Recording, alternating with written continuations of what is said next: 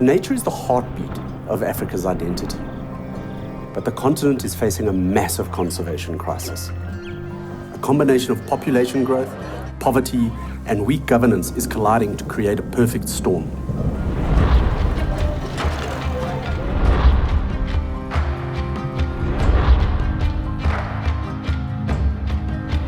Africa's protected areas are failing and are at great risk of being lost. Public-private partnerships are emerging as a solution for Africa's national parks. Nobody is yet working in the protected areas outside of national parks. So Conserve Global has been established specifically to secure and manage these protected areas outside of national parks, or concessions as we're calling them, for the benefit of Africa, her people, and her wildlife.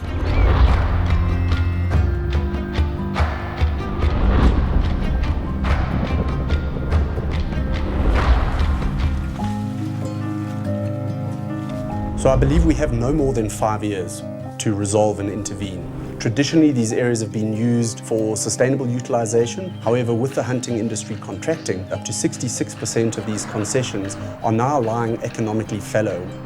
In the absence of responsible management, there is every likelihood that these areas will be lost to conservation, and as a result will be lost to delivering benefits to the livelihoods of people in these areas.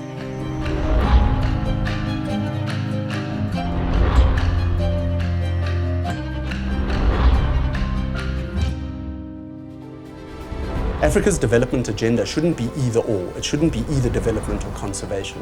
The answer is not transformation of habitat. There's every reason that conservation can be a highly competitive form of land use, especially in rural areas. Our approach is to take on direct management responsibility for protected areas outside of national parks and to work collaboratively with local communities.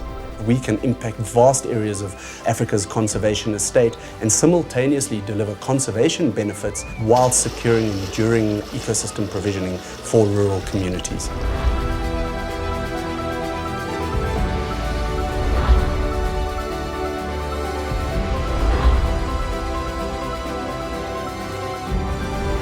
These areas are designed for private sector management. They are designed for sustainable utilization. The lower cost of management, the greater opportunity for revenue diversity, the ability to scale far more rapidly and affordably is very evident, and therefore represents a great opportunity not only to address a massive crisis in the African conservation space, but to actually deliver a really compelling solution not only to the conservation sector, but to Africa's development agenda as well.